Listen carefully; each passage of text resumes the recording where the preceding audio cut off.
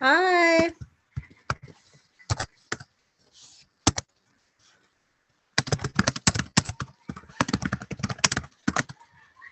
Someone taps on keys just the way I do.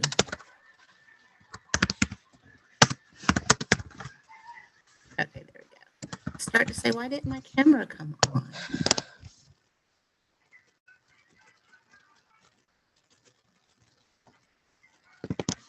There we are, a few more faces.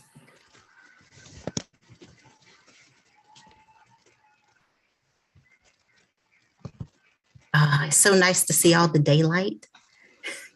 That was not the case just a few days ago. It's like, oh.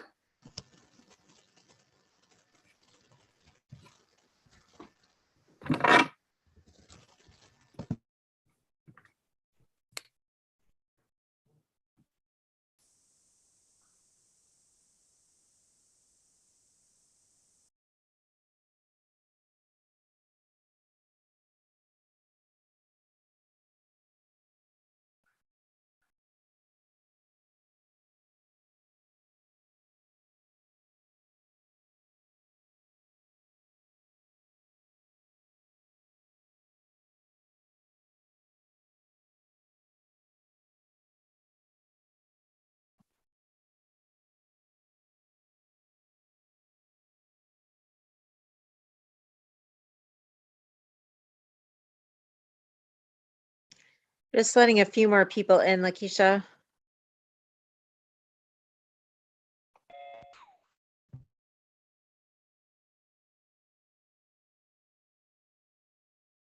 I think we're pretty good.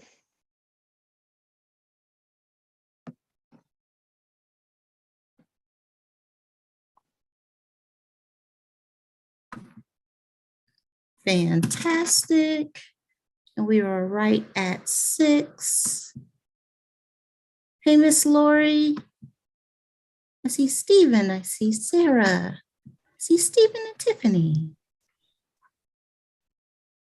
Hello. Fantastic. All right, there'll probably be a few more, but we've got enough for quorum to at least start. I'm double checking to make sure I can count. Fantastic. All right, well, let's go ahead and ask for a motion to call the meeting to order.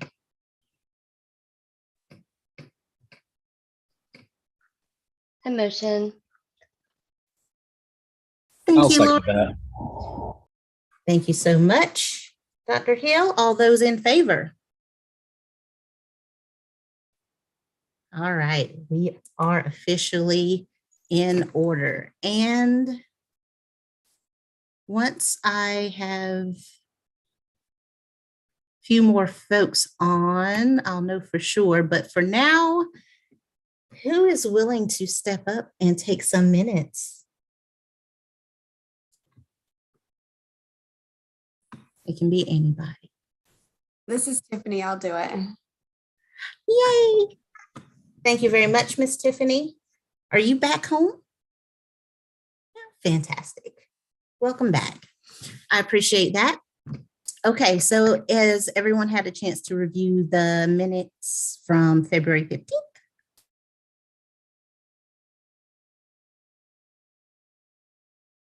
All right, any questions, concerns, adjustments to those meeting minutes?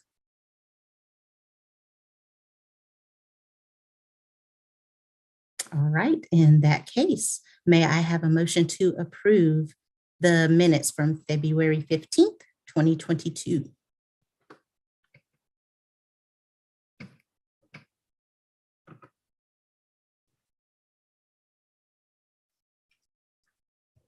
Somebody may have said that you're on mute. I'll make a motion to approve the minutes.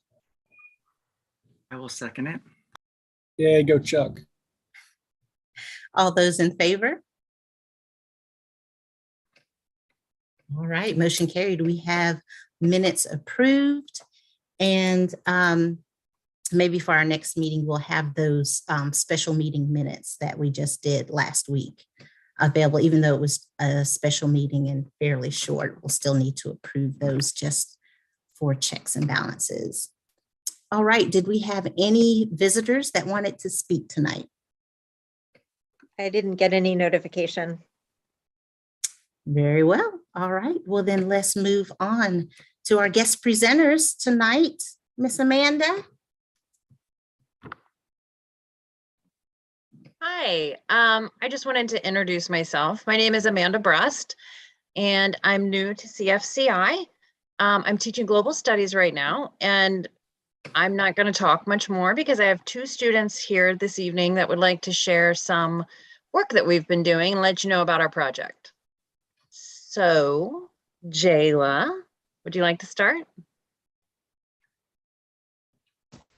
Yeah, sure. In global studies, we have been learning about the 17 Sustainable Development Goals agreed upon by all members of the United Nations.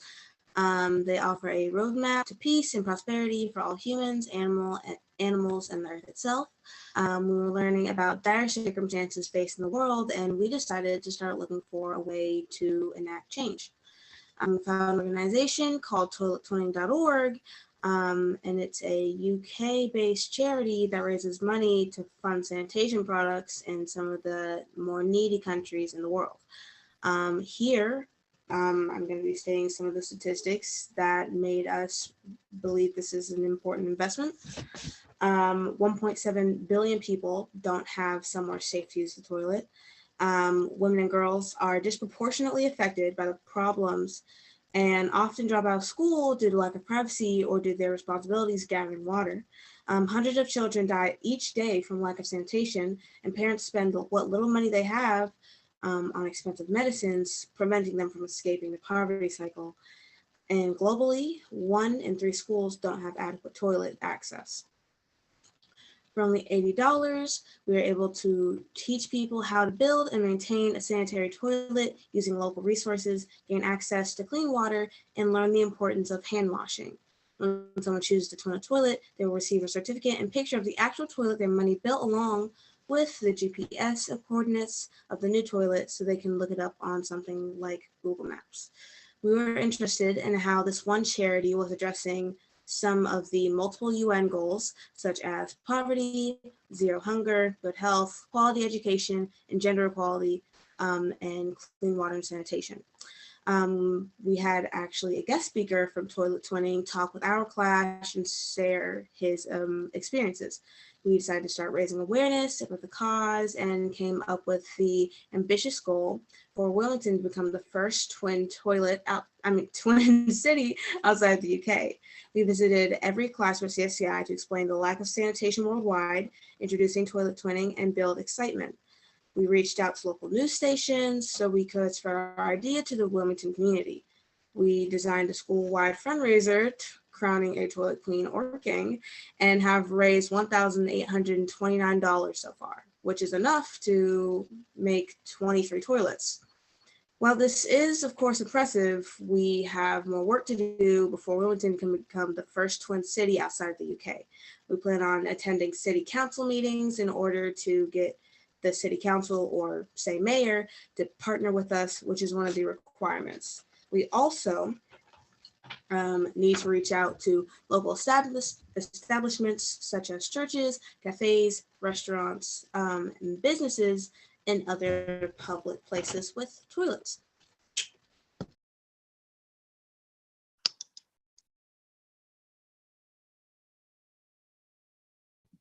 Well said, Jayla. Thank you for sharing that.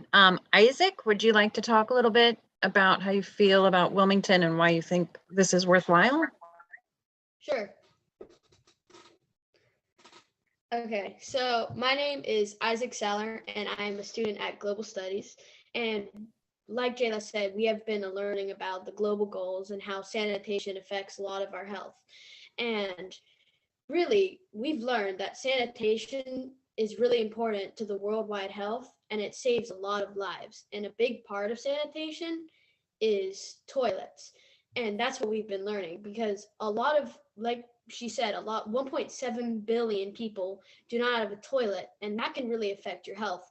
And a lot of people die because they do not have a toilet. And we've partnered with an organization that can help us spread the word and build toilets. And COVID really taught us how interconnected the world health is. When one country does not have this, it can spread to the other. So there's a lot of countries out there that do not have a toilet, and poverty can spread. And that's why it's important to take a problem when it appears and handle it. And one thing we've also learned is that kids can make a change and inspire the movement. When people see a kid, they might think, oh, they're just a normal middle schooler. They probably can't do a lot. But with a big group of kids and an ambitious goal, we can do a lot. Like the few global studies class Ms. Brust had handled this trimester, we developed an organization. We donated around $2,000 and we partnered with a news station. And before, my class was like, there's no way we could do this.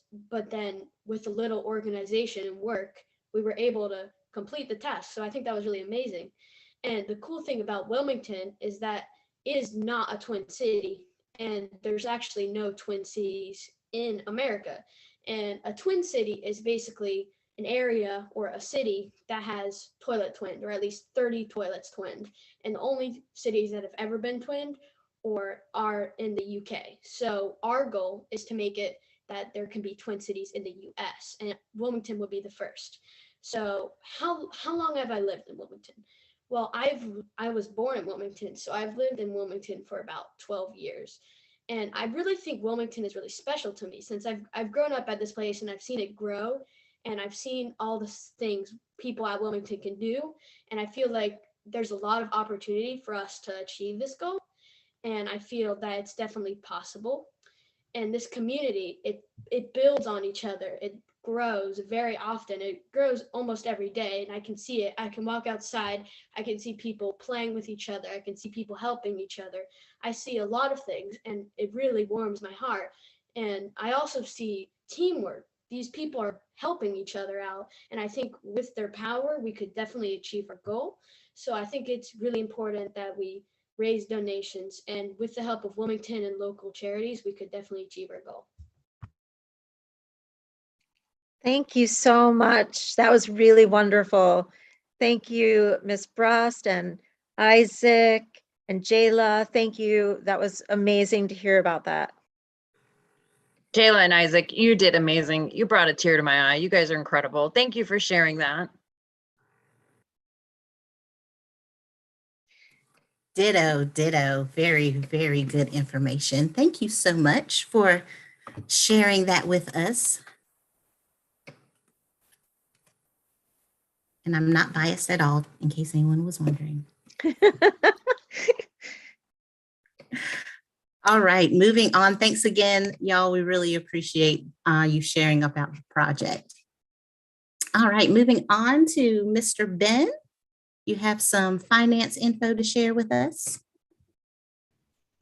Hey, everybody. Robin will be going over the finance tonight with the numbers. And there's a few adjustments that are going on right now that we will have better detail for you at next board meeting. But in the meantime, Robin will be going over the budget with you, and I will move on with facilities update shortly after. Robin, I'm sorry, did you want to share your screen? Did you want me to make you be able to do that? If you want to just share yours, that worked well, and that way you can adjust the size. If that works, if that's easier. Sure. Just let me know where you want me to go. Is that, right. Can everybody see that? This is definitely not going to be as exciting as Isaac and Jayla. I'm just so impressed. This little boring numbers, but like Ben had mentioned, we're at the point now where we do have a couple more things that we need to adjust. Right now, we're at a place where in February, you should have spent 66%. I'm just going to throw these numbers out. See, Jayla and Isaac, it's really not fun. And 33 to 34% remaining. But we do need to, like they had mentioned, or Ben had mentioned, we do have the supplemental adjustments that we need. You know, a lot of the money come down. The salary scale was adjusted. I know that CFCI does do a percentage over and above. So those items will have to be adjusted next month. But for right now, there's really not been any change since the last presentation that we had. So hold on, because we'll come in next month and adjust all these numbers. But I do feel like we're at a good point. We just, we're just going to have to adjust accordingly to make sure that, all the I's are dotted and T's are crossed.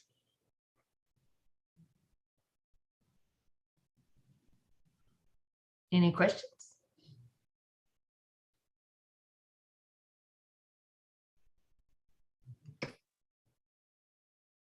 Thank you, Robin.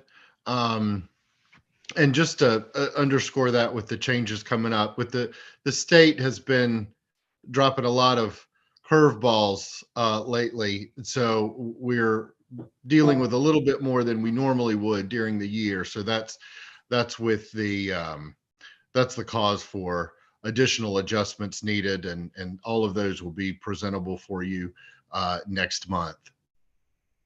Yeah, I think just to add, to piggyback on that, it was 2 years since they've adjusted the state scale. So it's just a matter of trying to play catch up.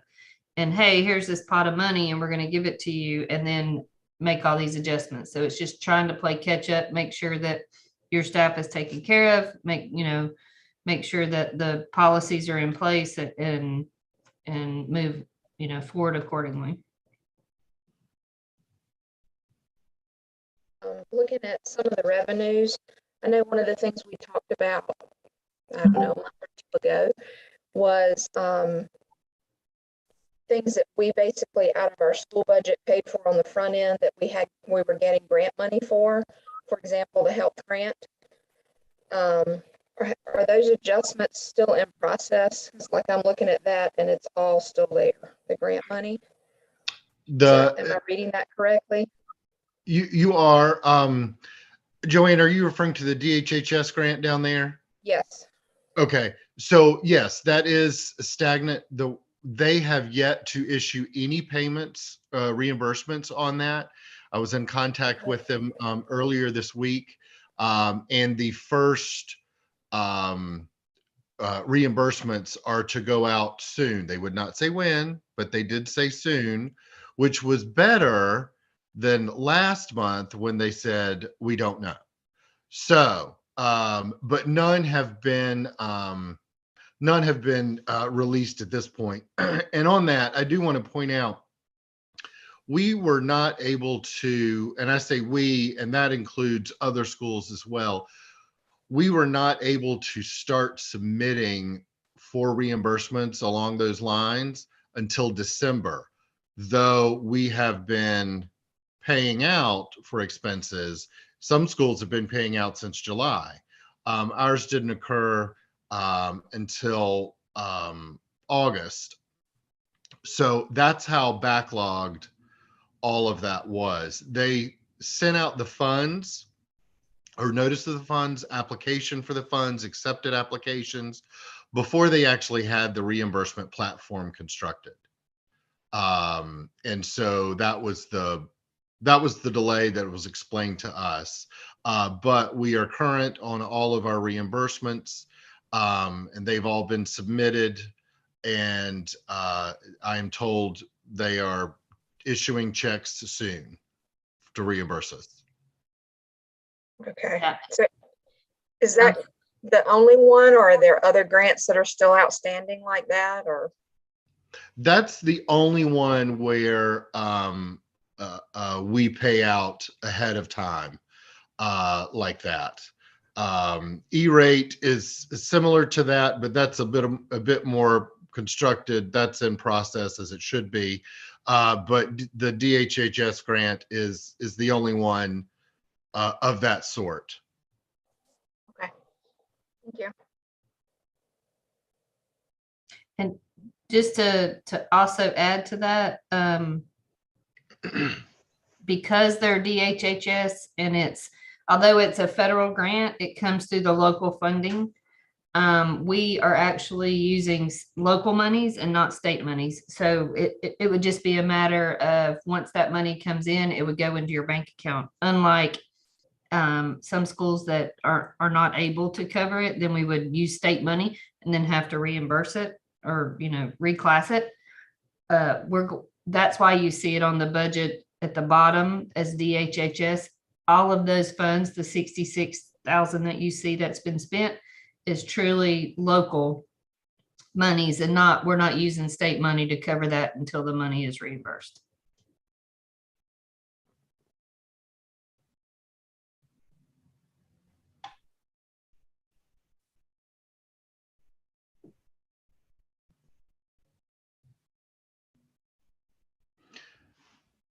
All right. So if we would, we'll move on to the facilities. And it's one aspect with the facilities because it's just a huge project that we are hoping for and planning for to begin this summer and be done with this summer, is the replacement of the floors in the school building. They are the original floors. They have served the school well, but it is time to have those replaced. We are able to, the custodial crew is able to clean them and has provided the proper maintenance. However, there is a lifespan on those, and they are starting to become less. It is more and more difficult to clean the tiles as they should be. And so we are in the process of collecting bids for having the floors replaced. We want to put this on your radar. We will have final bids in place for Finance Committee and board review next month. Once we have all those in and are able to take a look at it. We are estimating, based on the numbers that we've seen so far, and we're looking at anywhere from 150 to 200,000 to replace the 30,000, roughly 30,000 square feet of flooring with a luxury vinyl plank that would float over the existing tiles. They are able to be secured down, and it would reduce expense greatly because the existing tiles were actually glued down on the subfloor directly with no barrier. So in order to remove those, they would have to take equipment in, and that equipment, they're not able to use that equipment efficiently with our setup, because that equipment would shred the subfloor, because it is just that. It is treated, however, it is plywood. And the equipment necessary to come in and remove all of the existing vinyl that's been glued down would actually cost us more in the end, because we would have to replace the subfloor as well throughout most of the school. So that's where we are right now. But because it's such a massive project and such an expense, we wanted to go ahead and bring that to the board's attention of the intent and the necessity for that project. And I have 2 questions. Mhm. Is that flooring that's normally used in schools? It is. There are varying, like most things, there are varying grades. Okay. So your average grade, if I remember, I've learned more about luxury vinyl plank than I thought I ever would. With your home grade, you're looking at, I believe it's, at the most, it's a 10 millimeter thickness. For commercial grade, you're looking at 28 Okay. as the thickness. So we're looking at the 28, obviously the commercial grade, because nothing beyond that would withstand what we put Right. normal Okay. stuff through. Normal stuff just does not last for us. Right. With the reason we are going with this LVP is it would eliminate the annual need for and weeks of work for the custodial staff to come in, strip all floors, and re-wax and polish. So that's immense amount of labor that is reduced, almost immediately. It is quite scratch resistant. It is also waterproof. It has waterproof backing. The other aspect to it is that if there is a spill, let's say, that's my phone there, forgot to turn the ringer off. Let's say there was a spill, as it happens in classrooms. Your regular everyday spill is not a problem. It's just mopped up. Let's say there was something a little bigger, a sink leak or something like that. Those tiles can actually be pulled up, dried out, and put back. And I oversimplified that process, but it's not a situation where the tiles that we have now, if we have a situation like that, they've popped up. They may or may not be able to be replaced. They crack and that kind of thing, which is what we've experienced so far. The other is it reduces the need for heavy chemicals. These are damp mop cleaning. So your normal day-to-day floor dusting that the custodians do is still in play, but it does not require heavy chemicals to clean like the floors that we have now. That sounds great. The one other question is there going to be budgeted in for moving the furniture in and out? That's going to be a huge Tetris of move this out, put this in. Well, yes. So the short answer is yes. So we have asked them to include the moving within their quote. So they handle that. I wrongly assumed, and I was glad I was wrong with this, because when you're thinking about this, you're like, oh my gosh, we have to move the entire building outdoors into containers or across the hall into other rooms and back and forth. Clearly, I have not had floors done in a while. That's not how it's done. They actually do a room at a time. They just move stuff within the room enough to make space. And then they immediately put it back.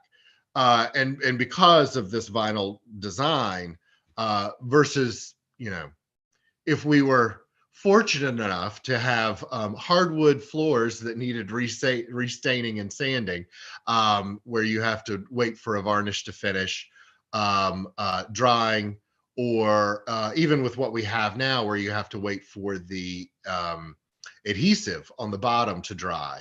That is not the case. The furniture is moved, the floor is laid, the furniture is moved back. So it's a back and forth until everything is complete.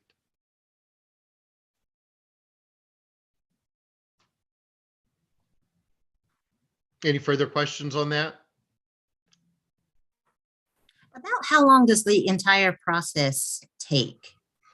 So with that, and that is a concern because we have a narrow window.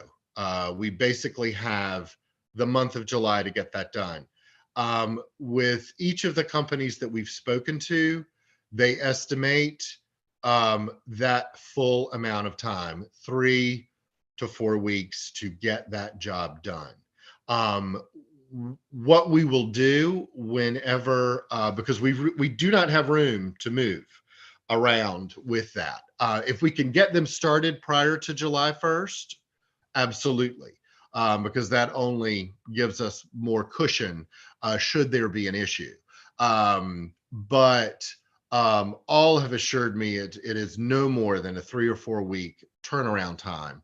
But what I was discussing with some of the others, what I would like to see included in whatever final contract we go with is a percentage deducted from the total for any time over the estimate. And that is incentive. It's pretty common with some construction contracts to just make sure the ball keeps moving forward and the deadline is met. So. Ben, like you, I don't know much about how these floors are done. We talked about materials a little bit, but I suspect that the installation matters a great deal. Is there a warranty of any sort in case something isn't put together well? Yes, absolutely. Absolutely. There is a warranty that we would not, this is too expensive to not have the assurance and support of a warranty, which is also why, back to Sarah's question, we would only be able to use commercial grade materials here, because were we to go, which they are cheaper, were we to go with a non-commercial material, that would for our application, that would automatically void any warranty that we hope to find support in.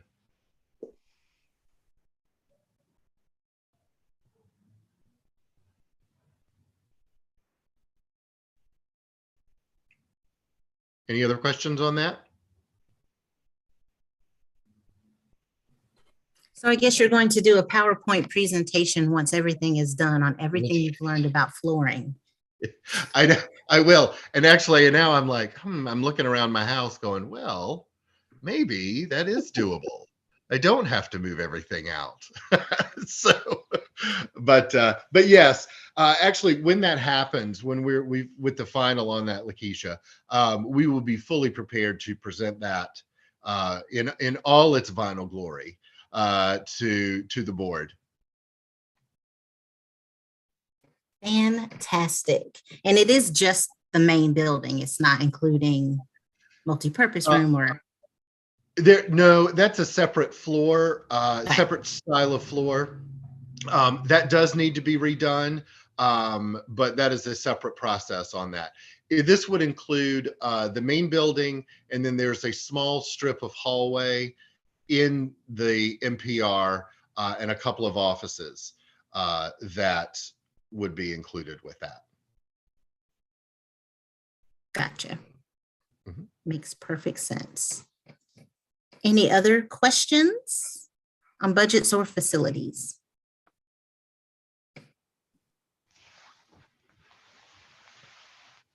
All righty then. In that case, thanks again, Ben. That was really helpful. Sounds like quite a project. Let's go ahead and move on and talk about voting on masks. That's the next item on the agenda. I took a peek at the dashboard this evening, and thankfully we are low. Big sigh of relief over that. Danielle, is there anything that you wanted to share? Any happenings that have been going on since the last vote? Yeah, as part of my report, I just wanted to show you that we have not had any cases in the last 3 weeks. And I have updated numbers from our school nurse in terms of what's been reported in terms of vaccination. And I thought you might be interested in knowing that vaccination status still. Although please remember that this is just what's reported. So it's possible that there are higher numbers and we just don't know. And then just that right now, the data and the guidance would suggest and support optional masking right now.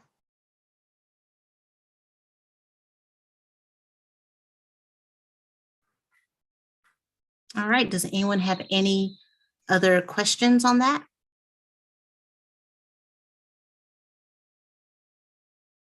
And if not, I think that we're ready. If someone wants to make a motion to vote, it sounds like we might be in the clear here to go ahead and go toward optional if anyone wants to make that motion now. I'll move to maintain optional masking for another month. Thank you. And a second? I'll second. Thank you, Lori. All those in favor of keeping the optional mandate for now, for another month? All right, looks like we're good to go. Anyone opposed? All right, motion carried. We can keep our optional mandate in place for another month. All right, on to recruiting board members. It is closing in on that time of year as 4 of us voting members will be rolling off in a few months. So I just wanted to touch base, making sure I put that on the radars of everyone as we move forward to recruit members. I know in the past we've had some things come about, like before it was finance, and we were lucky to get Lori to come on board. So I just thought we could brainstorm a little bit on what we might need going forward. Like Tiffany and I are rolling off, and we both have a little more of that health and human services background. So that might be something to think about, whether it's people who work in social work or family support, any nonprofit experience, marketing, grant writing. I'm sure there's a dozen different things that I'm missing right now, so feel free to shoot those out, but it is that time of year. Who's rolling off? Because I know Brant and I, so mine's the founder position. So that's open to not just to teachers, but community members, parents. Joanne, are you rolling off too? No, so it's just me and Brant. So. You and Brant, Tiffany, myself, Nancy, and Chuck. So we're losing a lot of people. Yep. So there needs to be a big push, community push to advertise that there's openings. What do we do? What do we do if, well, I guess we don't need to make a auxiliary fund. Well, there's I think I'm always Danielle like worst case scenario. That is a-okay. That is a-okay. I think it's in the community update.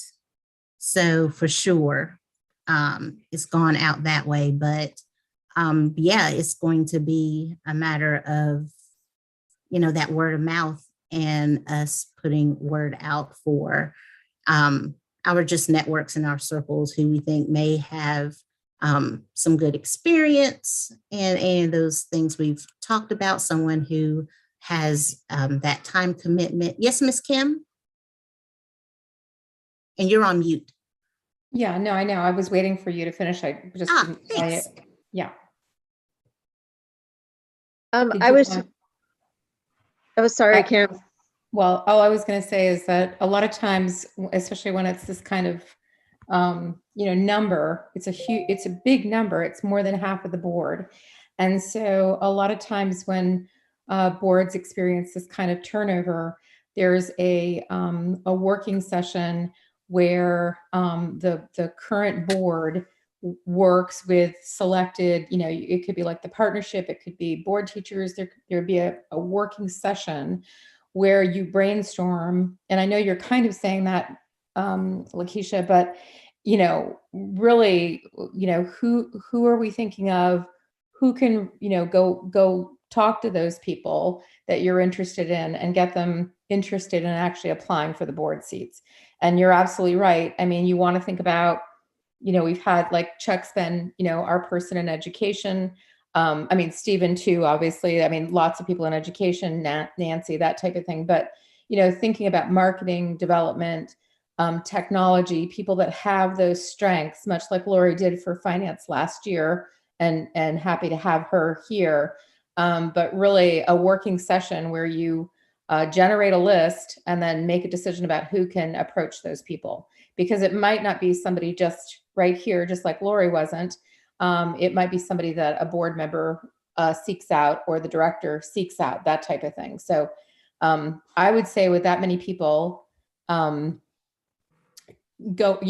off, that needs to really be looked at. That would just be my suggestion. Is there a way that we can either extend a year for a couple of members so we can stagger these? Because we're just going to face this again in 4 years or 3 years with this many people rolling off. I thought the terms were much better staggered, but it doesn't seem like it, does it? No, and I remember the year that the 4 of us came on, it seemed like there had just been that big turnover. And I thought about that too. And this is why I'm glad that we have folks to help guide us on this, because I think it was Sarah who pointed out last time that the term doesn't follow the person, it's the actual role. So like, okay, like say I said I was going to reapply, say I get voted on for 3 more years. And even if I resigned in a year, someone else needs to come in on my spot and replace me for 2 years. It's not like their term starts over for another 3. So yeah, I thought about that. Might be something for PPRC to address, because this is,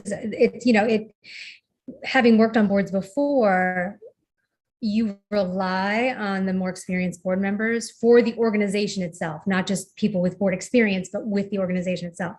So, it's just a brand new, like it's a big learning curve.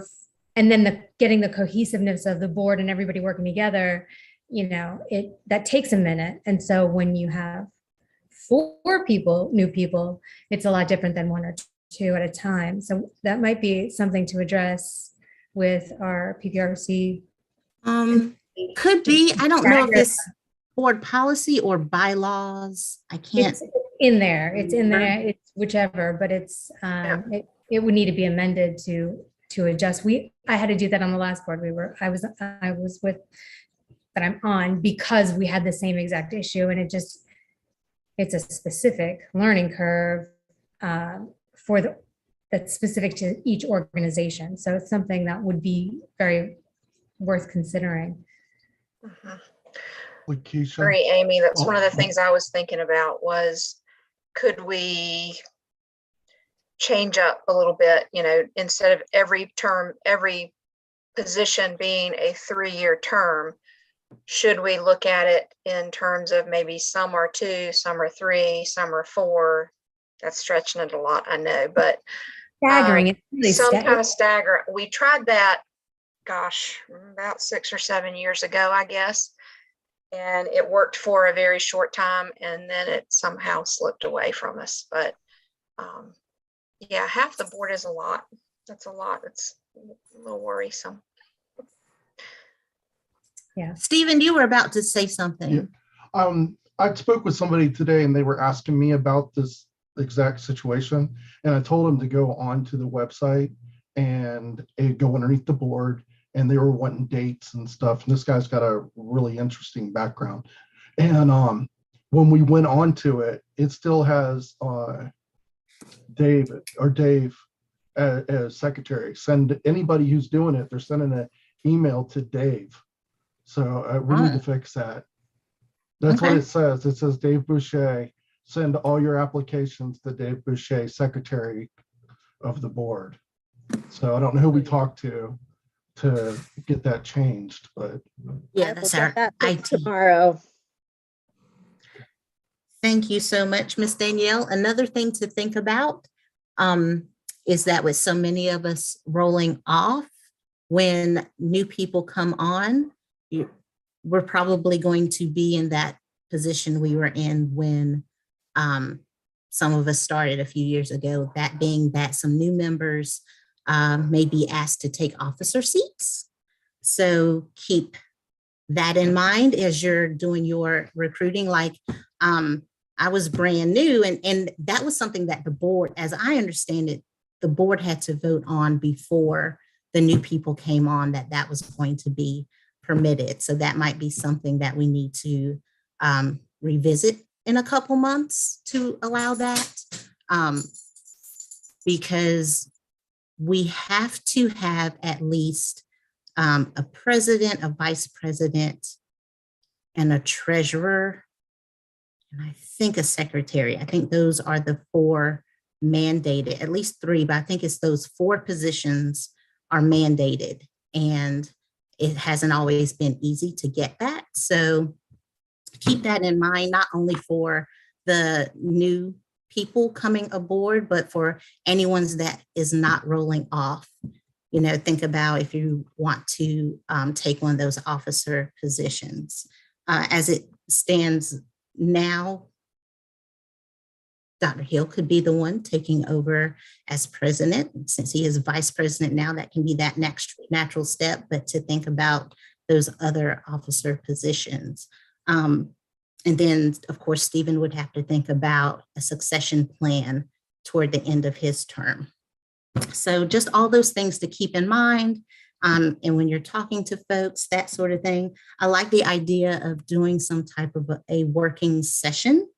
I don't know how feasible it can be to get together. Kim, do you remember in the past, has that been done like adjacent to a regular meeting? Was that just like a separate type of a meeting?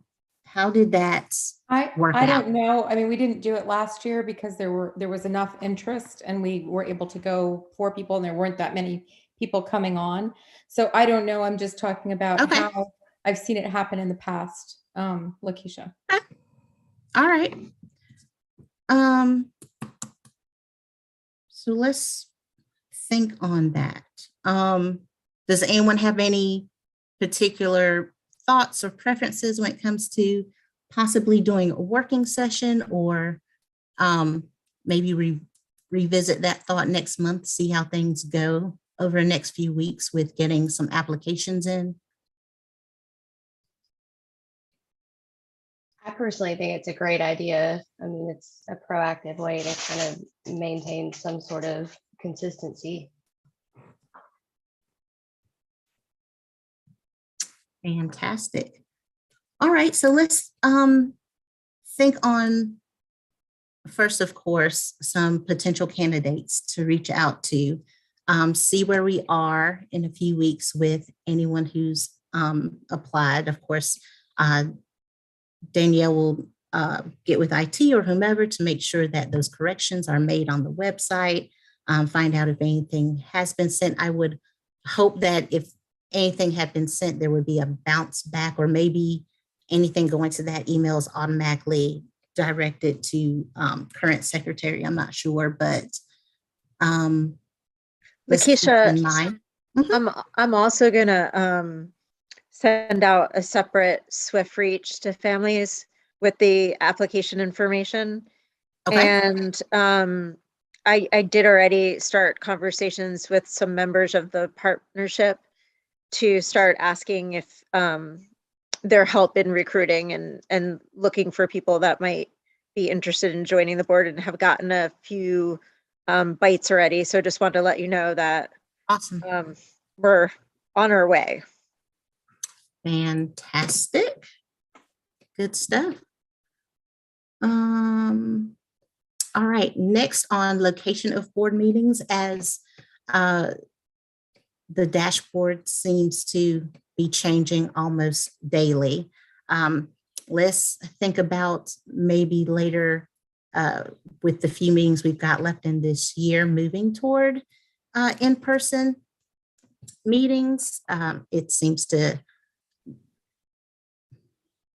be a possibility that we could do that. Maybe not full open meetings with the public yet, but at least us as board members being allowed to come together, even if it's 6 feet apart, making those accommodations, just something to think about maybe for our April meeting, and maybe closer to that time, trying to make some decisions on that. I didn't know if anyone had any strong feelings about that one way or another. I think if we do it, I think it's a good idea. Even though I like being able to eat dinner in the middle of our board meetings. When my camera goes off, it means I'm eating dinner. Anyway, big secret. No shame in that. Streaming it is really nice, though. I know there's some teachers and probably families that are able to see it that wouldn't otherwise be able to be involved. So if we could figure out the technology piece for it still to be able to be streamed, that's a good way for community involvement. So I like that. And I actually totally agree with that. If there were any speakers, of course, they could come in person if that was easier. Ideally, pie in the sky, I would love to be able to have almost like a hybrid option. So if Lisa and Brant want to attend, but they can't attend in person, they can Zoom in. And we still can stream it live on YouTube and get that community involvement there, but everyone is afforded that opportunity to participate, whether it's in person or not. But like I said, that's pie in the sky. Whether or not we could actually feasibly make that work, I have no idea. But I just want to put it on everyone's radar. That might be something to consider, and maybe for the April meeting, we'll send something out, maybe do a doodle poll or whatever, depending on what the dashboard is looking like and depending on what we can do logistic wise to make something like that work. Just to put it on your radar. In full disclosure, I will not be attending next month's meeting. I'm going to be out of town, and I'm pretty sure I'm not going to be able to Zoom in. If that should change, I will definitely let you know. So Dr. Hill would be presiding over everything. Good luck to y'all for that. If there's nothing else on location meeting, we can move on to the next item, which is personnel. So we'll go into closed session. I'm going to assign a breakout room and hopefully do a better job than I did last time where I kicked everyone off. That is okay. We have faith in you. It's all right. It's all right. Thank you. All I need while she's doing that is a motion to go into closed session to have a personnel discussion. I'll move that we move to a closed session. And a second, I'll please. second. Thank I'll you. second. All those in favor? Just make sure in the minutes it says for personnel matters or whatever, because you have to specify a reason why you're going to closed session, but you know, just throw it in the minutes. Thank you, sir. Was All that right, Chuck and let's- Lori? I couldn't tell. Was it Chuck Yes. made the motion? Yes. Thank you, Tiffany.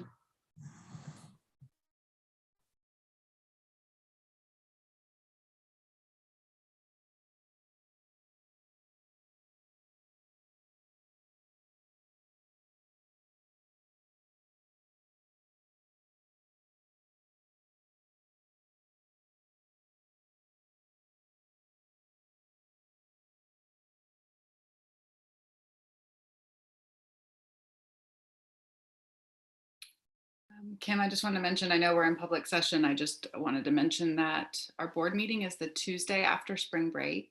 And in order for the technology to be arranged, tested, set up, and prepared for a live meeting, there's quite a bit of back end. I'm sure you remember anytime any of us are in the same room on Zoom, the sound.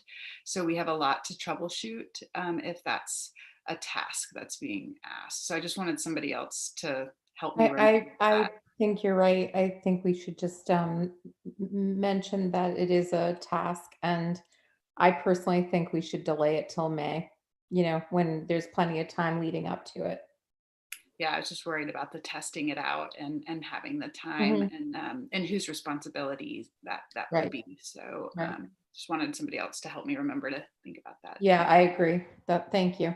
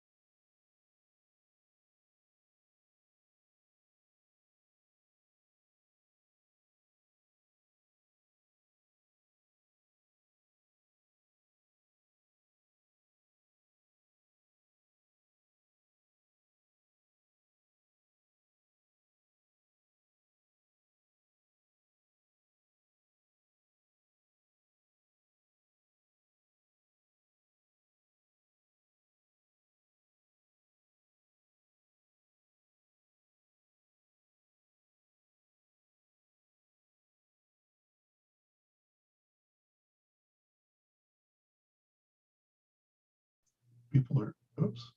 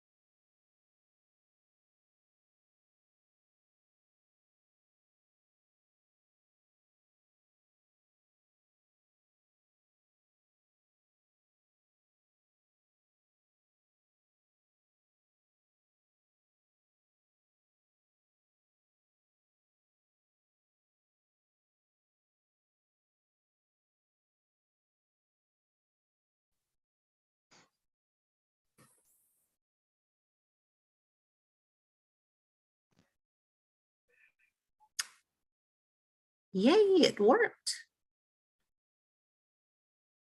Everyone's flowing back in.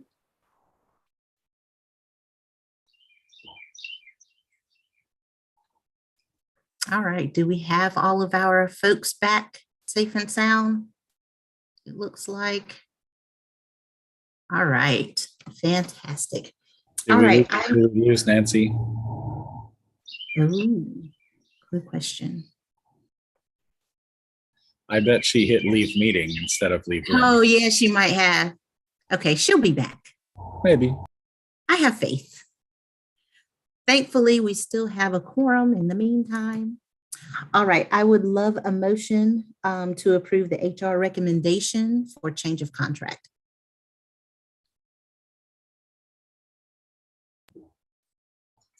I will make that motion that you just said.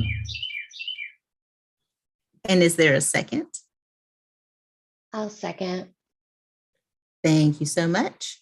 All right, all those in favor of approving the HR recommendation for a change in contract. All right. Anyone opposed?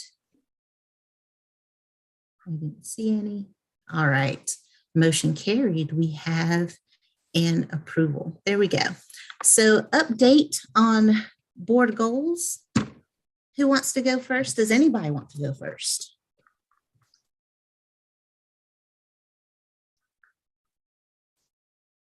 Oh, that means I go first by default. Stephen, I should make you go first, since you wanted to have a 20-minute deliberation. I don't want to go. All right. I made some notes for myself. Exec committee has the board goal of the 360. So we're working on some templates. Susan, our HR guru, has been kind enough to lend her expertise and her guidance, and that has been very helpful. So we are working on some different templates. She sent us some things for review. She's also reviewing the policy that is involved on director evaluation.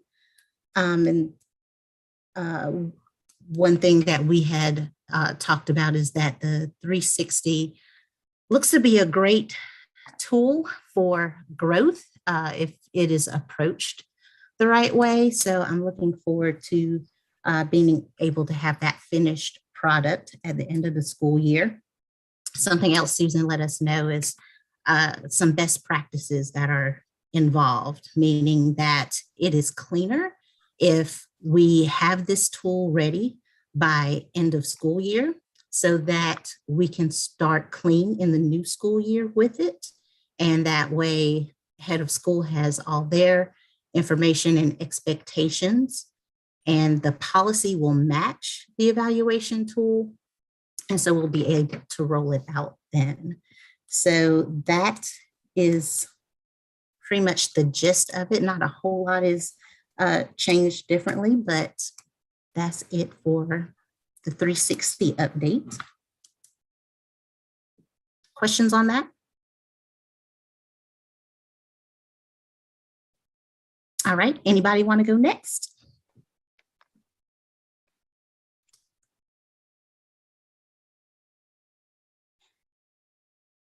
All right.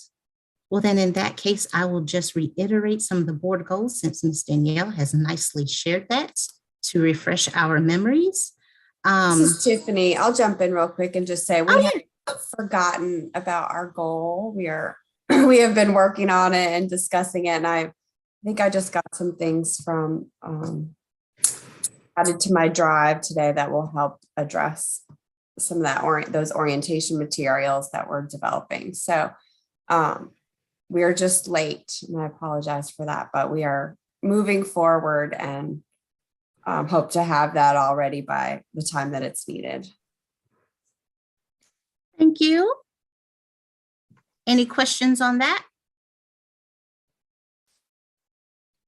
Looks like you will have that in perfect timing with our board recruitment and new board members coming on.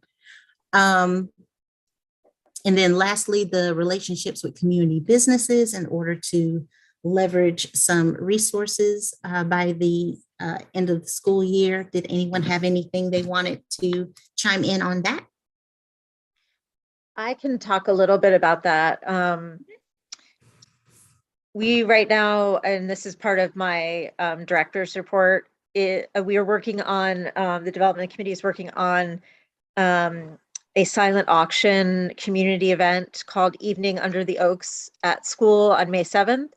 And as part of that, we're reaching out to different businesses to donate goods and services. And so we have already had several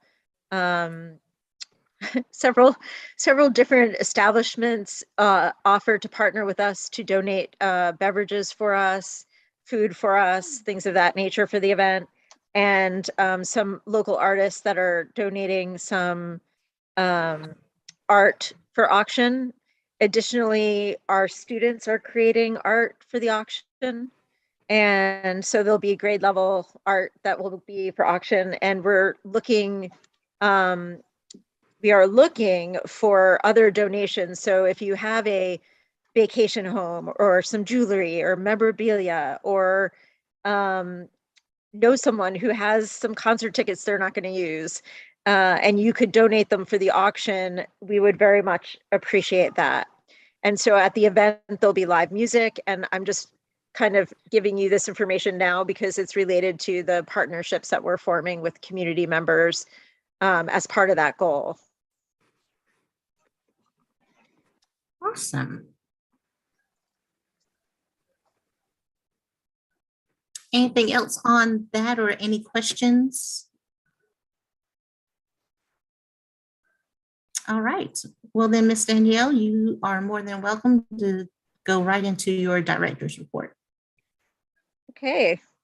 So the first thing I had in my report was about the presentation that you saw earlier, and just making sure that you were aware. I know we sent it out several times because we were really proud and excited that our kids were in the news for that project that was explained to you earlier. And there's a link in my report if you want to watch it. It's short, cute little clip. And there's also a link if you or anybody that you know would like to donate to our mission here. There's a link there for you.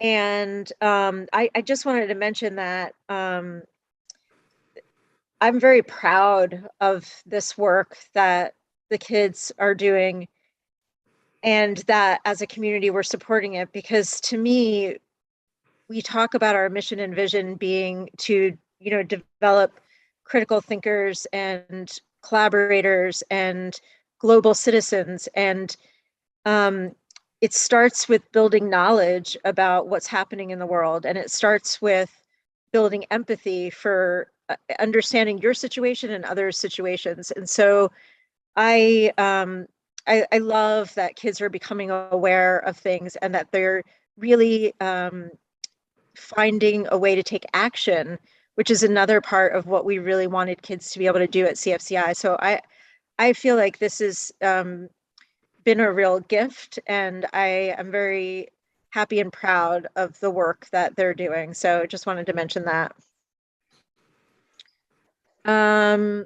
There's lots of other events taking place besides Evening Under the Oaks. So we have a family movie night coming up, put on by the partnership. This week is book fair. So I bet your kids are coming home, if you have kids at the school, and asking you for money for books, which is, it's a happy thing to spend money on though, right? Like I can never say no when my kids ask me for books. And then I just wanted to mention that besides Riptide Runners, which we're running at the school on Tuesdays and Thursdays, I wanted to mention that it is so well attended, and there's so many staff that have volunteered to do this, to be coaches for the kids. And it's really wonderful to see everybody doing this together. And I really appreciate the work that the staff, not only organizing it, we have 2 staff members who organize the whole thing and put a ton of work into it, but the other teachers who are volunteering their time to do this with kids after school every Tuesday and Thursday, it's really remarkable to see. And so we have that final event for the Riptide Runners, which is April 23rd, and that's a 5K. But we also have something called the Cardinal Strut Run at Longleaf Park, which is this Saturday. It's a family of ours that has had a sick child that has asked us to support them in getting attendance in this race. And so if you watch the video or look at the flyer, you'll see that we're trying to support that family in getting attendance. And I think that brings me to health and safety, but we've already talked health and safety. The next thing, lottery. Okay, so this was on 2/11/22. These were our applications. Okay, so we ran our lottery, and as of 3/14/22, this is our wait list per grade level. So, and I wanted to mention to you that, we take in 40 kindergartners. Of those 40 kindergartners, I think this is very interesting and telling of our school. 15 of those kindergartners are siblings of students. So I think that tells a story about us maintaining those family relationships and really seeing that come to fruition when you see those siblings coming in the kindergarten. And we have a healthy wait list in most grades. And, we really didn't have a lot of spots open besides kindergarten. We had 1 or 2 spots open in a few grades, but there are some grades we didn't have any openings in. So we know that will change. That will change over the summer. And part of our plan is to, every family that has been accepted now is going to get monthly communication from the school, including over the summer, to try to make sure that we retain those families and that none of them change their mind and that they start to become part of our CFCI family. But also everybody on the wait list will get communication over the summer.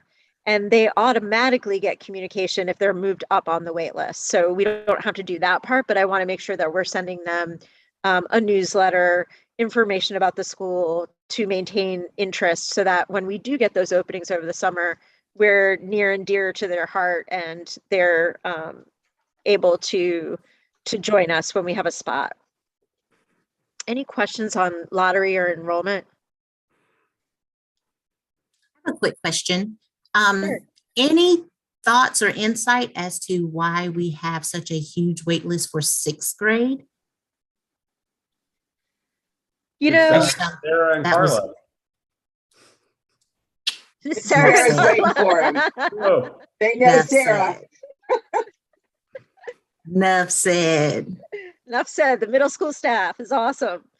I don't know, but I can just guess that if you were going to change over after elementary school and you're thinking about putting your kid into a middle school, and at that point you're thinking, I want something a little bit different for my child. I want something more engaging, or, the inquiry-based curriculum. That might be the point where you would say, okay, I'm going to middle school now.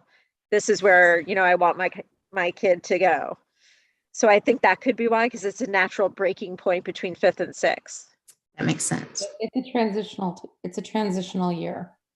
It's where kids are coming out, Danielle, I agree. These are the largest waitlist numbers I've ever seen for middle school. They're Ever. huge. So if you figure out a way to clone some of y'all and add a couple of classrooms. Well, and this could also be COVID, right? Coming out of COVID. Oh, that's a good point. And people looking for something different. That's a good point. That's So what I'm what thinking, Sarah, about, the numbers.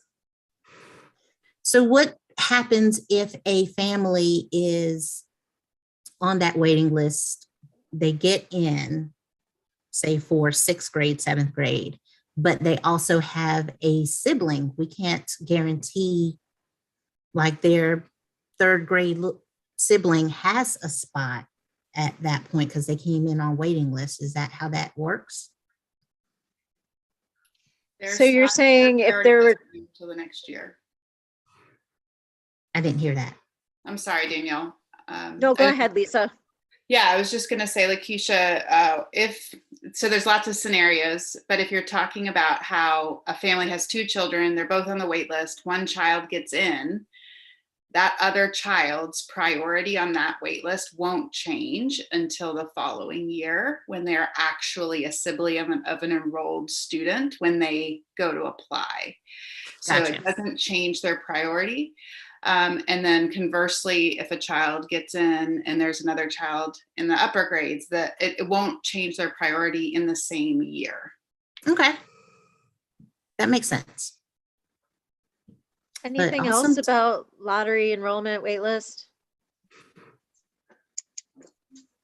Looks like an awesome development having the wait list, and I'm glad that things are smoother with this automated system. It sounds like it doesn't have to make you send those emails when there's status changes and that sort of thing. So that's awesome. And then the last thing, I just wanted to give you an update on the policy revisions. So if I'm sure you remember, we've had conversations about how old our policies and procedures manual was, and that there's actually policies that absolutely legally have to be updated. And there are some that we don't even have that now we have to have. So last year, there was a company that was contracted to do this work. But when we got the work, it was not aligned to our vision and mission specific to CFCI. So I have now tasked our HR manager who has experience with policy development and revision. She is going through the policies bit by bit and reviewing and updating in conjunction with the PPRC committee. So what I wanted to do was just make you aware that we don't currently have a policy around how we do this review. So we came up with a way to do the review until we have a policy around it. And that they will be coming to you for a first read and then later for a vote. And what we'll be doing is having our HR manager do a lot of the legwork for policies. So researching the legislation, making sure that they cross-reference with history of the school, with employees at the school, making sure that we look at any policies that other organizations have that might be similar to the ones that we need to have. And at that point, the HR manager will prepare a draft for review for the PPRC committee and to the staff to get feedback. The policy draft will be presented to the board of directors for a first read. And those suggestions will be sent to the PPRC committee for review. The revised draft then will be reviewed by the attorney. So we want to send it to the attorney at the last possible moment so that it's as ready as can be so that we save money. And then at that point, when the attorney okays it, then it would come back to the board for a vote. So I just wanted you to know that right now we're working on 1,000 policies in the 1,000 and 2,000, and that they will be coming your way. This is a slow project. It's going to take a while, but it's going to be done really well by the time that we finish it. And yep, sorry, go ahead. No, you're fine. That brings me to something I was going to do at the end anyway and make an adjustment. And we were talking about protocols for special meetings before, and I totally misspoke and said that it was any board member, and it's not. Our policy said any officer, and I think general statute says that too. It has to be an officer. So like president, board chair, vice chair, those types of positions can call the special meeting. There was a little bit more to it that was very legal jargon-ish kind of language, but I did want to make that clarification. And I think that's the end of information in my report. If there are any questions, I'm happy to answer them.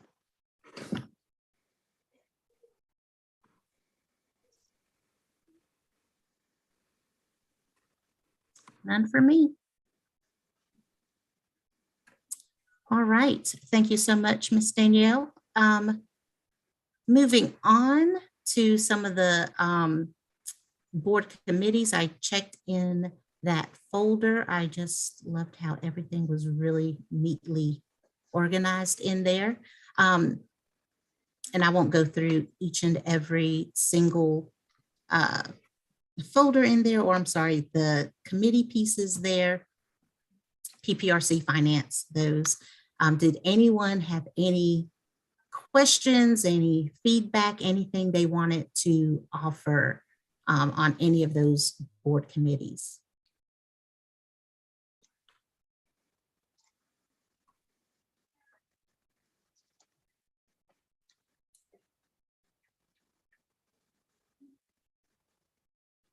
All right.